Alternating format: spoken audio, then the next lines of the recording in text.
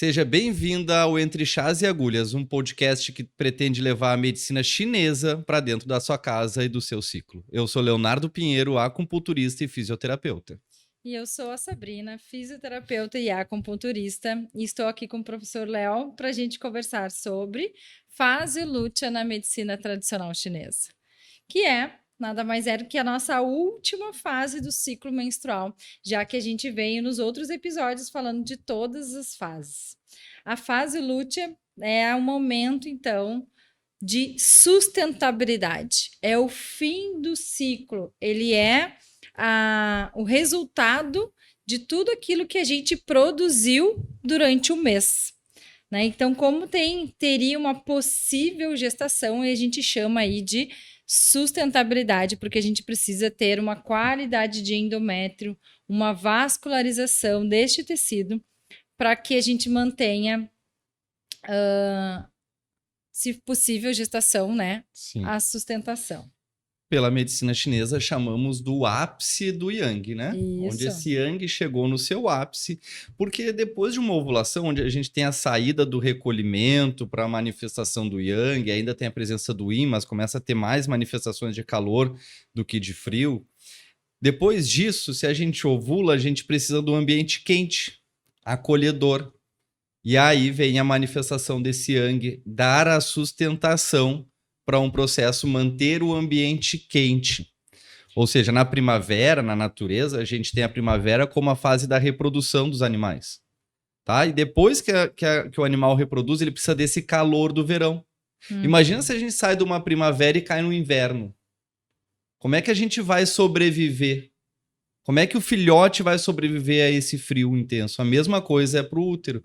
A gente vai ter a progesterona como hormônio mais quente, o endométrio como mais completo de sangue. Então a gente tem essa fase dominante do Yang, porque depois do Yang a gente se prepara para a descida. Exato. Para o novo início. É uma fase de preservação de energia e é justamente quando o Yang do Yin, né, precisa estar bem fortalecido para a gente conseguir manter essa fase do ciclo. Então, a gente vai acabar pensando que se essa fase lútea se torna insuficiente, é porque esse Yang não tem potência. Exato. Por isso que é importante a gente viver o recolhimento da fase folicular para permitir com que esse Yang, com que essa energia que aquece o útero não seja dispersada naquele momento. Então, a gente precisa passar pelo recolhimento do inverno para ter expansão e a duração saudável de aproximadamente 15 dias da fase lútea, para que esse embrião ganhe potência. Se a gente tem um ciclo mais curto, uma fase lútea insuficiente, isso quer dizer que a gente tem uma deficiência da energia, porque ela não está aquecendo, ela não está sustentando. E aí a gente assume alguns padrões que vão parecer mais gritantes na fase menstrual. Então, que seria, né, as questões, né, também de desarmonia dessa fase lútea seria o frio, seria os pés frios, né? A dor na lombar. E a gente vê a dor lombar de novo aparecendo, né? De novo, só que aí por deficiência do Yang do Yin, né? Porque tanto deficiência do Yin quanto Yang do Yin, a gente tem a causa, né, da lombalgia, da dor na lombar. Mas a dor na lombar, seguido de frio, é deficiência do Yang do Yin. E aí o tratamento ele já muda, o olhar já muda a metodologia. A gente também tem muita influência do baço, que é o que vai manter esse sangue dentro dos vasos, né? O fortalecimento da energia do baço é bem importante aqui, para a gente não ter escapes, né, de sangue, de energia. E a gente também tem a questão do fluxo livre da energia ainda do fígado, que se mantém lá da fase, né, ovulatória, ela se mantém num fluxo equilibrado do Qi do fígado também, para ter... E se essa mulher não manifesta a emoção correta, Exato. Tá? Qual é a emoção correta do verão? Seria um estado de alegria, seria um estado de plenitude. Esse é o movimento do Yang, né? A plenitude. Então, se ela não traz a plenitude à toa e começa a apresentar quadros de depressão, E a TPM? Quadros de irritabilidade, começa a TPM aparecer ali 10, às vezes até 10 dias antes. Isso significa que o comportamento dela durante um ciclo foi equivocado, referente aos desequilíbrios dela. Porque se ela não manifestou a raiva, isso potencializa uma estagnação de fígado. Porque emoção é energia, energia é movimento. Se a gente não movimenta essa energia, a gente gera a estagnação, que é a energia parada. Gera o excesso, né? E aí esse excesso, essa estagnação produz esse excesso e gera todo esse movimento patológico dessa fase. Então, uma das maiores queixas que a gente recebe dos nossos pacientes é a maldita, já digo, TPM. Porque é algo que nos assombra, né? É o final do nosso ciclo, onde tem todas aquelas oscilações emocionais e automaticamente hormonais. A gente sabe que ali alguma coisa não está bem, né? Aí vem irritabilidade, aquela oscilação de humor, dor nas mamas, inchaço, cansaço. Então, assim, ó, o final do ciclo, e como tu disse mais cedo, que isso às vezes antecede 10 dias antes da menstruação. Então, é muito tempo para a gente estar nessa situação, né, de sofrimento muitas vezes. E assim, ó, o inchaço é algo assim gritante. Às vezes a gente aumenta 2, 3 quilos. Então fica assim, nossa, então eu tenho que aproveitar aquela fase onde tá tudo bem, porque depois vem a menstrual, depois vem a TPM, então tem gente que consegue ficar bem consigo mesmo 15 dias do mês. Porque, na verdade, a transição, que é a TPM, né? E, aliás, a transição em todas as fases do ciclo, ela tem que ser uma transição mais tranquila. Se essa transição começa a aparecer com estados de queixas, isso representa estados patológicos. Não pode nunca ser esperado um sintoma durante uma fase do ciclo. E onde é que está o nosso erro? Em aceitar isso, levar isso como aceitável. Eu tenho TPM, isso é normal, isso pode ser comum. Sim, isso é uma das únicas coisas que eu vejo que as mulheres compartilham. Poderiam compartilhar seu tipo de menstruação, né? Eu percebo que eu ovulo, não estou ovulando, estou passando por um processo de endometriose, qualquer coisa assim que vai agregar. Não, parece que assim, a única coisa que é aceita, né, nas mulheres é a TPM. Eu vejo porque acho muito que é muita isso. explosão, né? Tipo assim, vezes... tudo tá envolvido. Não, é porque eu estou na TPM. Não estou fazendo porque eu estou na TPM. E as pessoas aceitam isso. Sim, como se fosse uma licença poética, né? Isso. E cai bem, porque realmente tem uma alteração, porque é um movimento que a gente sai de uma expansão para um recolhimento. Essa transição, assim como a transição do recolhimento para a expansão, são dois movimentos, tanto a primavera como o outono, tanto a fase ovulatória como a fase menstrual, são movimentos que acontecem como é que posso dizer? De ápices. Tu tá num ápice do yin, tu vai para um ápice do yang. Então é comum o fígado estar estagnado, porque dentro de um ensinamento ocidental, a mulher não pode manifestar a sua raiva. Já parou para pensar nisso? Porque ela acaba chorando. Sim. E o choro, para quem é da medicina chinesa, entende como um movimento do pulmão. Afetado. E se a gente pensar nos movimentos dos 5 elementos, o metal corta a madeira, então o choro contém a raiva. Ou nesse processo, quando a mulher quer expor a sua raiva, ela acaba optando por chorar. E isso gera uma estagnação do fígado. Conter essa emoção gera uma estagnação do fígado. E nessas transições entre a saída do ápice do yin para o movimento do yang para o yin, quem permite esse movimento de acontecer é o fígado. Porque ele rege os 3 aquecedores.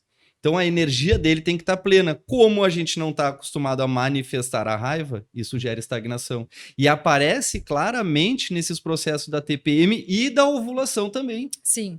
Então a gente tem que estar atento a esses dois movimentos, por isso que a gente consegue perceber com mais clareza os sintomas nesses dois momentos, por causa dessa estagnação do fígado. E aí que a acupuntura entra com mais potência propriamente, muito mais que um chá. Muito nessa fase. Muito mais que um chá, para desbloquear, e aí vocês vão ver que vai ganhar muita potência, tanto na ovulação como na menstruação, depois que a gente tira a estagnação. Exercício leve move estagnação, dependendo do grau da estagnação. Dependendo da origem da estagnação. Então, nesse ponto, a gente tem que ter a potência de mover com sabedoria, e de a mulher em casa, a potência de manter o corpo sem a estagnação. Sim, é justamente aquele momento que a mulher precisa perceber que ela pode sentir, que ela deve sentir, né? Essa questão do guardar a raiva, de guardar a mágoa, de gerar frustração, só vai trazer consequências muito negativas, porque vai continuar estagnando o ti do fígado. Aí ela vai lá, faz atividade física, movimenta, tudo isso, né, vai trazer um alívio, mas se ela tiver uma deficiência do ti do baço, e se ela tiver uma deficiência principalmente do yang e do rim, o que vai acontecer? Ela vai ficar muito pior. Porque não é somente um órgão que está atuando, né? Exatamente. É todo um contexto. Muitas vezes a gente não manifesta a raiva porque a gente simplesmente não tem potência no rim. Isso. E aí a gente acaba gerando... Aí tem as complicações associadas, né? O pulmão começa a gerar secura, e aí a mulher começa a ter constipação. Aí o rim começa a ser consumido. Então todo esse processo aparece muito tanto na fase lútea, porque o rim não tem a potência. O fígado começa a não permitir o movimento, o coração começa a gerar estagnação também, porque o alto se acumula no alto, o baixo vai se acumular no baixo, então ela começa a ter padrões de ansiedade na fase lútea, porque esse yang fica todo acumulado no coração. Então, assim, é uma bola de neve. Se a gente não conseguir prestar atenção nisso, o nosso tratamento começa a correr só com uma perna, né? Exatamente. Ele vai chegar, mas vai demorar muito. Por isso que é importantíssimo a gente ter um olhar acolhedor em cima de uma emoção. Porque como a Sabrina disse, no fim é que começa a aparecer tudo que tu fez durante o teu ciclo. Então aquele movimento lá da fase folicular pode começar a aparecer agora. Sim. A fase do ciclo seguinte sempre vai estar vinculado no ciclo anterior. Né? Porque bem aquela questão, né? O que tu tens para sustentar no final do ciclo? Uhum. O que tu construiu durante o teu ciclo para conseguir sustentar no final? Então, na verdade, é o resultado de tudo. É o resultado, é o fim. É o fim. É quando a gente vai colher. Então, para a gente pensar na fase lútea, a gente tem que dar muita atenção para a energia, para o yang, mas não podemos esquecer nunca que esse yang ele se assenta em algo. Uhum. E esse algo é o shui, é o sangue que tem que ter potência. Quando é que ele foi construído? Lá na segunda fase. Então, a primeira fase a gente permite uma limpeza saudável. A segunda fase a gente constrói o yin, abrigando esse yang para depois ter uma expansão e uma sustentação na fase lútea. E é uma fase também que ela necessita de um cuidado, de um silêncio, de uma absorção, né, de tudo que vivenciou energeticamente. Uhum. Só que o que acontece às vezes, esse excesso do yang começa a exacerbar muito, talvez por uma deficiência do yin do rim, né, um calor vazio, que essa agitação, essa euforia que acontece no final, também acaba gastando muito mais, né, a energia do rim. E aí a gente precisa, sim, ter um acolhimento para esta fase. Até porque se a gente pensar que a gente está no ápice desse yang, e tudo que está no ápice, se a gente fizer um pouco mais, começa a degradar o oposto, então é um movimento muito interessante da gente parar para pensar que se eu me exponho demais ao yang, eu transbordo isso, né? E aí eu começo a prejudicar o oposto dele. Sim. Começo a gerar muito processo inflamatório, começo a gerar endometrites, o aumento das células NK. Então tem várias situações, a próprio sistema autoimune começa a ficar mais ativo, porque esse yang começa a transbordar. Então e aí ao transbordar ele consome o oposto, o yin. E qual é a função do yin? Dar qualidade ao ovário. Exato. Só que qual é a fase que o ovário entra? Na folicular. Então talvez a gente não perceba absolutamente nada de prejuízo nessa fase. A gente vai começar a prestar atenção no prejuízo lá na segunda fase. Porque para a medicina chinesa, não é o que tu fez nessa estação vai reverberar nessa estação. Ela vai reverberar nas estações seguintes. Então, a gente está sempre pensando lá um passinho à frente. Se eu não trabalhar na minha energia do fígado, eu vou ter uma menstruação assim. Se eu fizer algo em excesso, eu vou ter uma fase folicular prejudicada lá no próximo ciclo. Então é uma dança muito legal quando a gente entende cada movimento, cada energia, cada estação, cada emoção, cada necessidade de manifestar uma emoção. Então tudo isso está bem vinculado e bem desenhado e bem amarrado no pensamento chinês, na busca da fertilidade. Então se a gente for pensar num hábito prejudicial na fase lútea, o frio pode apresentar? Pode, teu corpo vai ter potência para expulsar esse frio. Mas agora, se tu começar a exagerar no exercício, principalmente voltando lá para o fim, lá no início da TPM, ali nos 4, 5 dias finais, se tu começar a querer manter muito um padrão, aí tu vai começar a prejudicar. E não é só isso, né? A gente fala muito da atividade física, mas hoje em dia a mulher ela quer manter a produtividade dela do início ao fim. Do início. Tanto no e trabalho, a gente precisa manter o calor e manter o que a gente adquiriu de nutrição até agora para conseguir manter esse endométrio, né? Se tiver aí uma fecundação, manter esse embrião, iniciar tudo de uma maneira equilibrada. Só que a mulher, ela não se permite. E aí ela aproveita esse yang ao máximo e degrada ele. E a gente tem que cuidar porque a gestação desgasta muito, né? Teve paciente que engravidou, estava no início da gravidez, foi trabalhar até as 9 da noite, ou seja, das 8 da manhã às 9 da noite, no início de uma gestação, onde ela deveria estar vivendo mais o recolhimento. Sim. Desgastou, ou seja, ela manteve o yang ativo por muito tempo, no limite, porque trabalhar é manter no limite, exercício é manter no limite, tudo a gente tem que cuidar o limite para não passar. O que aconteceu? Desgastou muito porque ela já tinha um desequilíbrio prévio. Sim. Então ela precisava de todo aquele yang, não na superfície, e sim lá no útero. Exato. E aí aumenta a chance de quê? De uma perda gestacional. Uma perda gestacional. Por quê? Porque o yang do baço, o yang do baço ele tá voltado muito mais para o lado intelectual, né? Do pensamento, de estar concentrado e focado em algo. E aí, ao estar focado em algo, te concentrando naquilo, usando teu intelecto, tu desgasta esse yang. E esse baço é importantíssimo para manter o sangue dentro do útero. E quando tu desgasta porque tu fez muito trabalho intelectual, a chance de ter um aborto para quem já tem deficiência de baço é muito maior. Exatamente. Então a gente tem que ter um extremo cuidado quando a gente está tentando engravidar. O que a gente está fazendo depois que a gente descobre que está grávida? Não, e é como eu digo, né? Às vezes as nossas pacientes elas já estão ali no nosso consultório buscando, né, tratar essas desarmonias energéticas porque tem dificuldade de engravidar. E não é porque deu um positivo que a desarmonia ela sumiu e não precisa mais tratamento. Então, assim, agora mesmo que a gente precisa intensificar os tratamentos. Para a gente continuar com o objetivo, se tem deficiência do yang do baço, a gente vai continuar tonificando o yang do baço até que esse embrião ele torne forma, né? E cresça da maneira que a gente espera. Que o corpo traga potência para sustentar, né? Exatamente. Então é muito interessante quando a gente fala em gestação, porque seria o caminhar, né, natural do ciclo, que a gestação é a manutenção do yang, né? Se a gente for olhar, a temperatura da mulher não baixa na gestação. Exato, é a progesterona que as mulheres, né, as nossas pacientes conhecem. Então, faz lá o suporte da progesterona, né? A gente espera que tenha um nível de progesterona alto, que é o hormônio yang, que a medicina chinesa chama, e é justamente isso, para te manter a progesterona alta, a tonificação de sangue. Então, o rim e o baço, eles entram aí primordialmente. E a queixa do início da gestação vem exatamente do fígado, né? Então, são vários órgãos trabalhando, mas para a gente entender a fase lútea, quando a gente tem uma estagnação ou um desequilíbrio, a nossa temperatura não baixa. Ela entra na menstruação mais alto, que é o nosso próximo episódio sobre endometriose. Isso. Que um dos padrões da endometriose é a estagnação e a temperatura mais elevada. Tá? Que é o que acontece na gestação também. Então a gente pode dizer que gestação é um estado patológico?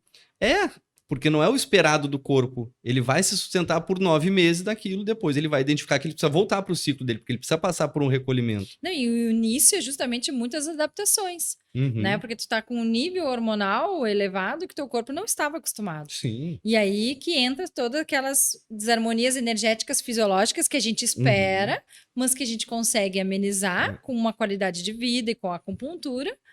E aí se desenvolve bem uma gestação. Mas isso é para... E quando eu falo, não estou falando que gestação é patológico, tá? É um estado patológico. Sim, é uma mudança muito diferente grande. de uma patologia. Um estado patológico representa que aqueles desequilíbrios, se eu tenho um desequilíbrio de fígado prévio, eu vou ter uma queixa voltada para fígado no momento em que o fígado está trabalhando. Exato. A mesma coisa para o baço, a mesma coisa para o rim. Então, tu pode passar uma gestação inteira plena.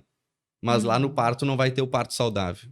Por quê? Porque o desequilíbrio do teu órgão apareceu em algum momento da gestação. Então, assim, tudo isso a gente tem que entender qual o desequilíbrio, qual a fase do ciclo, qual o momento, qual emoção eu deveria estar esperando nessa fase, como é que funciona uma gestação, como é que funciona um ciclo. Acho que a grande base do conhecimento é identificar o ciclo, identificar a estação, identificar a característica esperada para aquele momento. Exato. E os hormônios fazem essa dança. Porque um hormônio ele é mais quente, outro é mais frio. O estrogênio está lá na segunda fase, depois a gente tem o LH, depois vem a progesterona subindo. Então é uma dança que tem que ser regulada, tá? E a gente tem que ter ideia de que muitas vezes o estado emocional dessa dança influencia diretamente no ciclo. E aí, lembrando que preparar esta fase vai nos trazer um resultado da qualidade da menstruação também. Ah, com certeza. Então, assim, uma fase vai influenciar diretamente no resultado da outra. Puxa a outra. Então, a TPM, né, a fase lútea, ela não é inimiga da mulher. Nenhuma fase é inimiga, né? Mas é assim que a gente vê, assim, né? Essa última fase. Que a gente aprende. Essa última fase é o caos. Mas não é inimiga e, por favor, não enxergue. Mas então, acolher isso, né? E justamente entender, né, as suas alterações e os cuidados que deve ter, vai trazer só benefícios e uma menstruação mais saudável também. A gente não pode ver nada como inimigo, tá? Essa é a verdade. Porque a gente acaba vendo, porque a raiva é ruim. Porque a alegria que é bom. Mas a alegria em excesso é chato pra caramba. A euforia. Nossa, é destruidora, tem tanto potencial destrutivo quanto uma raiva. Então, aquela ideia de, tristeza é ruim. Não, tristeza é desapego, faz parte do processo, a gente tem que vivenciar isso. Então, vamos parar com a ideia de ter algo ruim ou bom. A gente tem que entender o motivo para ter aquilo. Ou seja, eu estou tendo um estado de alegria por algum motivo. Eu estou tendo estado de tristeza por algum motivo. Eu vou viver esse estado. Porque cada vez que vocês contêm um estado, isso gera um estado patológico. Gera um desequilíbrio, gera queixas, bagunça todo o ciclo. Sentiu raiva? Comunica. Por isso que existe comunicação não violenta. Para a gente aprender a comunicar a raiva. Não é a raiva, não é agressividade. A raiva é movimento, porque o fígado é movimento, né? Afinal de contas, a energia do fígado é o vento. Vento é movimento.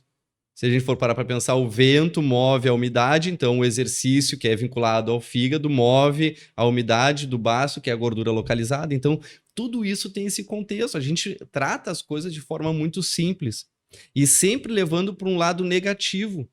Então, a gente sempre acaba pensando, porque raiva é ruim, então eu vou evitar a raiva. Não, peraí, ela é necessária. Tu te frustrou, tu usa da raiva para buscar aquele movimento. Se a gente fica na ideia de que tudo é ruim ou bom, a gente acaba deixando de viver e isso vai acabar refletindo no ciclo. Então, tu que está em casa, pega e observa o teu ciclo. Eu tenho sintomas em quais fases do ciclo? Nessa e nessa fase. Quais são as minhas queixas? Eu deveria sentir? Não, tu não deveria sentir nada. Então, tu vai entender o que eu sinto. Eu sinto cólica, que alivia com calor. Aí eu vou ter um útero frio. Por quê? Porque será que eu andei de pé descalço? Será que eu tenho dor lombar? Então, é mais complexo do que parece, mas é simples também, não é o bicho de sete cabeças. É o autoconhecimento que toda mulher tem que desenvolver para ter, né, essa harmonia com o ciclo. E aí é incrível, porque é uma oportunidade que a mulher tem de analisar como está a sua saúde física e emocional, o que o homem não tem, né? Como assim? Tem sim, a gente tem sim. Vou bater o martelo. Nós temos ciclo, sim. Só que o nosso ciclo, qual é o problema do ciclo do homem? Que a gente vai falar sobre o homem ainda, né? O ciclo do homem ele é muito longo. O ciclo do homem, por ele ser característica yang, tá? Ele está vinculado aos céus. Então, aos céus estão as estações. A terra tá a matéria, tá? O yin. Por isso que a gente associa a mulher à matéria. A perda de sangue, ao sangue. O homem já está no movimento mais energético, mais yang. Então, a gente associa o homem às estações do ano. Então, ele vai viver o recolhimento dele no inverno. Ele vai se expandir a primavera. Só que o emocional do homem flutua por causa das estações. Então, exato, é muito difícil tu ver a flutuação do homem, né? Exatamente, mas entende que o homem não tem oportunidade mensal de saber como é que tá, não, porque ele não para, ele não tem uma análise mensal de que se ele esteve muito estressado, se ele passou por uma questão de medo, de insegurança, né? Por que ele teve cólica menstrual ou não, né? Tem. Tu acaba essa vendo muito... análise que a mulher pode fazer mensal, ela é muito rica. Tu acaba vendo, com certeza. E tem umas pacientes que eu digo assim, podia ser quinzenal, os nossos tratamentos seriam bem mais rápidos, mas não tem como. Sim, porque a gente fica esperando, Vocês né? têm, quem tá tentando engravidar, ela entende que ela tem 12 chances no ano. É, isso aí. Agora, imagina se fosse a cada 15 dias. Seria o horror lá, porque minha menstruação sofre. Sim, porque é patológica, mas se não fosse patológica, tu não te importaria. Agora, imagina se tu menstruasse 2 vezes por mês, a cada 15 dias seria uma chance de engravidar. Para quem tá tentando engravidar, é a glória, né? Ou a mulher poderia ovular 2 vezes no mês, né? Mas sabe onde é que aparece muito? Onde é que aparece muito no homem esse desequilíbrio emocional? Na potência sexual. Sim. Pega o homem que tá muito estressado, tu não vai conseguir extrair dele essa potência toda. Sim. Então a impotência acaba manifestando uma insegurança, uma ansiedade. É nesse movimento que a gente acaba enxergando o homem. Aí a gente avalia a desarmonia dele, né? Energética, patologia mesmo. Até porque é difícil tu arrancar uma informação de um homem, né? Principalmente aqui do sul. Muito. De conseguir Ainda bem que a gente tem a pulsologia, a língua, né? Tu tá com dor? Não tenho dor nenhuma. Tá com alguma queixa? Não tenho queixa nenhuma. Não, peraí. Olha só. Tem como. Olha a tua língua como tá. Olha só. Então, esses padrões do homem, pra gente prestar atenção no padrão comportamental, é muito difícil. Porque ele muda muito lentamente durante um ano. Da mulher é durante o mês, são 5 dias para uma emoção, 5 para outra, 7 para outra e assim vai. Então é mais fácil da gente enxergar. Por isso que dizem que é aquele livro de uma gigante para entender uma mulher. Não é tanto assim, é bem mais simples porque acontece. Agora, do homem é mais difícil. Sim, verdade. Porque ele tem que manter uma ideia, ele tem que manter um padrão de sempre estar no ápice. Mas isso é assunto para quando a gente for falar de homem, né? Que a gente vai ter que falar de homem também. Vamos ter que falar, não tem jeito. Mas assim, então, vocês mulheres acolham nessa última fase, mantenham sua energia, mantenham os cuidados, né, que a gente já falou bastante coisa sobre, né, manter o calor, né, porque a gente precisa do yang e do yin, mantenha uma boa alimentação, porque a gente precisa do qi, do yang e do baço, e mantenha uma circulação de energia através de exercícios, né, mais tranquilos, um pouco menos do que a fase ovulatória, que com certeza a gente vai ter aí uma boa menstruação. Vamos para uma dica de chá? Uma dica. Acho que vale a pena, né? Uma diquinha de chá. Para essa fase, eu gosto muito. Se a mulher tem muito frio, erva doce com gengibre à noite, tá? Sim. Erva doce com gengibre à noite nessa fase lútea é muito bom. Tá? Assim como o cravo da Índia, porque cravo da Índia é um bom tônico do yang e do yin. E se tu quiser ser um pouco mais ousada para um padrão de quem tem frio, tá? De quem tem deficiência de yang, dor lombar, frio, baixa libido, aí tu associa o cravo da Índia com canela. É isso. Para tomar de manhã. Isso aí vai te dar uma potência de calor que teu útero agradece. Agora, se tu não tem esse padrão, tu é uma pessoa ansiosa, agitada, eufórica, rosto vermelho, sente calor, aí tu pode optar por uma amora branca, por uma erva doce, por um feno grego, alguma coisa mais assim desse ponto, que onde eu vou ter uma mistura da amora branca que vai filtrar esse calor. Isso não vai gerar tanto calor quanto nas primeiras opções. Exatamente, esse é o grande ponto. Nada mais do que, além dos chás, o nosso escaldapés. Também vai ajudar bastante. A fase, em alguns casos, o escaldapés entra em todo o ciclo, mas nessa fase ele é dominante, né? Porque a gente tem que aquecer esse yang do rim. A gente tem que manter o calorzinho. E quem tem irritabilidade, né, Sabrina? A acupuntura, tá, pessoal? Não tem como, a acupuntura é dominante nesse processo. O grande ponto tá na gente identificar esse diagnóstico. Se tem frio, tratar com chás quentes. Se tem estagnação, aí tratar com chás que movam a energia do fígado. Isso. Mas o teu resultado para a energia do fígado, com certeza a acupuntura é fundamental. É fundamental. Certo? Certo. Então, se esse episódio te inspirou, compartilha com alguém que também acredita que o equilíbrio é o caminho. E lembra que o corpo fala, o chá acolhe e a agulha transforma. Muito bom, obrigado.